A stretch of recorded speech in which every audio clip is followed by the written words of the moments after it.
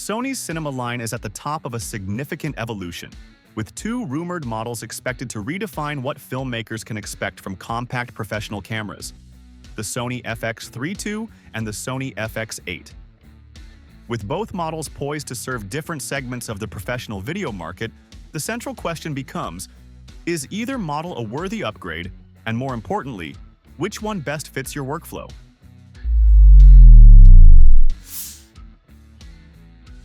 The original Sony FX3, released in 2021, found favor with solo shooters and creators seeking professional video tools in a mirrorless-style body.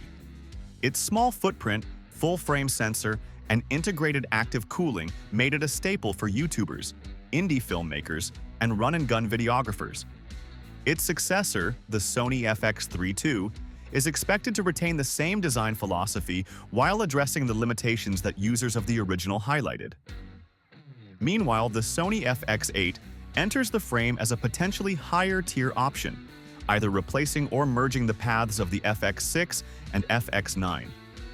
When it comes to pricing, the Sony FX3 II is rumored to launch around the $3,800 to $4,200 range, continuing its legacy as a compact, cinema-capable option with premium features in a manageable form factor. The FX8, in contrast, is expected to fall in the $6,000 to $8,000 bracket, suggesting that Sony intends it to compete in a more demanding professional tier, possibly even aiming to replace larger cinema rigs in some workflows. One of the most talked about aspects of the FX3 II is its rumored adoption of a global shutter, a feature that, if confirmed, would be a first for a full-frame camera in this price range. Unlike traditional rolling shutters, a global shutter captures the entire frame at once, eliminating motion artifacts and skewing during fast pans or when shooting fast-moving subjects. This makes it especially attractive for event videographers, action filmmakers, and sports cinematographers. However, global shutter technology typically comes with trade-offs, often at the expense of dynamic range and low-light performance. Whether Sony has found a way to mitigate these compromises will be a key determining factor in the Sony FX3 II's success. Sensor resolution is another point of distinction. Early reports suggest that the Sony FX3 II may either retain its predecessor's 12-megapixel sensor to maintain superior low-light performance, or possibly adopt a 24-megapixel sensor to enable oversampled 4K recording.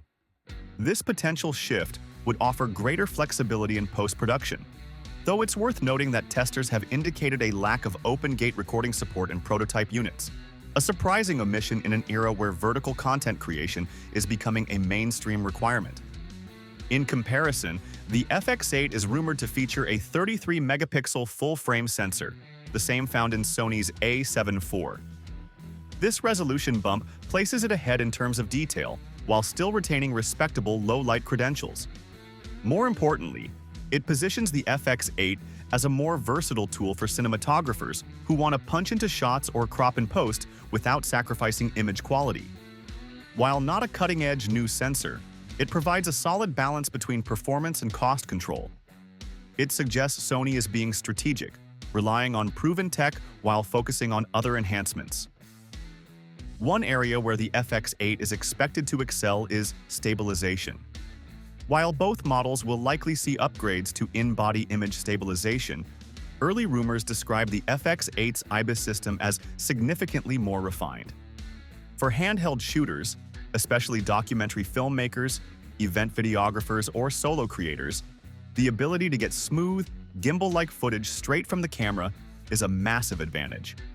Combined with its expected larger chassis, the FX8's stabilization system may be better suited to dissipate heat during prolonged recording, an issue that's plagued many mirrorless hybrids. Heat management is another point where the FX8 could pull ahead. With a built-in fan system, the camera is expected to handle long-duration recording far better than earlier models in the cinema line. This is crucial when recording in high-resolution formats like 4K at high frame rates, or even in rumored 8K capture modes. By contrast, while the FX3 II will also feature active cooling, its smaller body may limit the effectiveness of thermal dissipation during extended sessions. The FX3 II despite its more compact build, is rumored to push slow-motion capabilities even further, possibly supporting up to 240 frames per second in 4K. This would be a major leap from the already impressive 4K/120 frames per second performance of the original FX3. Combined with internal recording options like compressed RAW formats, this makes the FX3 II a dream for creators who prioritize portability without sacrificing quality. The addition of compressed RAW formats would also be a major workflow win, allowing for more dynamic editing without requiring bulky external recorders. Audio is a critical aspect of any professional camera system, and both models appear to be taking it seriously. The FX3 II may continue support for Sony's existing XLR handle and input modules, possibly introducing 32-bit float audio to protect recordings from clipping and distortion. The FX8 is expected to match or even exceed this by integrating similar audio enhancements, also potentially featuring 32-bit float capture. This ensures high-fidelity audio, even in unpredictable shooting environments, an increasingly important feature for lean crews. Ergonomics and design philosophy mark another clear distinction between the two models. The FX3 II is expected to refine its handheld usability with a redesigned grip, better tactile controls, and improved weather sealing. These upgrades address long-standing complaints about the original FX3's comfort during prolonged use. Meanwhile, the FX8 is likely to cater to users who prefer a more traditional cinema camera feel, complete with a robust top handle, customizable button layout, and possibly even support for a locking E-mount. The latter would be a welcome feature for DPs working with heavier cinema glass, where lens shift and wobble can be a concern. Connectivity is where the Sony FX8 could shine for modern productions. Rumors point to dual USB-C ports, allowing for simultaneous charging and high-speed data transfer, plus the possibility of eSIM connectivity for real-time streaming or cloud backups. Such features would be a game-changer for live event broadcasters and content creators operating in fast-paced environments.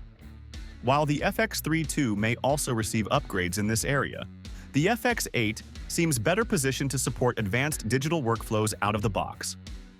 There's also speculation surrounding the FX8 being released under a new naming convention, possibly as the FX1.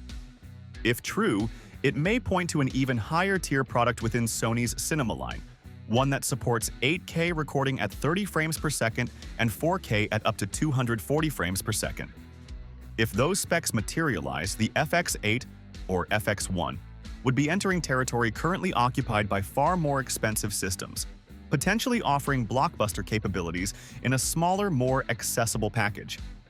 Ultimately, choosing between the FX3 II and Sony FX8 will depend on your priorities. For solo creators, documentary filmmakers, or anyone needing a compact powerhouse with global shutter performance and cutting-edge slow motion, the FX3 II promises substantial upgrades without ballooning in price or size. It's poised to be a top-tier choice in the $4,000 range. On the other hand, the FX8 appears tailored for professionals seeking a feature-rich, long-form production tool with extended connectivity, better stabilization, and possibly higher resolutions. If the $6,000 to $8,000 price tag is accurate, it'll compete with mid to high-end cinema cameras while remaining compact and flexible enough for modern production demands. In our opinion, the Sony FX3 II refines and enhances a beloved compact platform, while the FX8 aims to anchor a more robust segment of the market. Whether either becomes the go-to camera for the next generation of filmmakers will depend on real-world performance and pricing. But one thing's certain, Sony is not holding back. What do you think? Share your thoughts in the comments section below. Thanks for watching.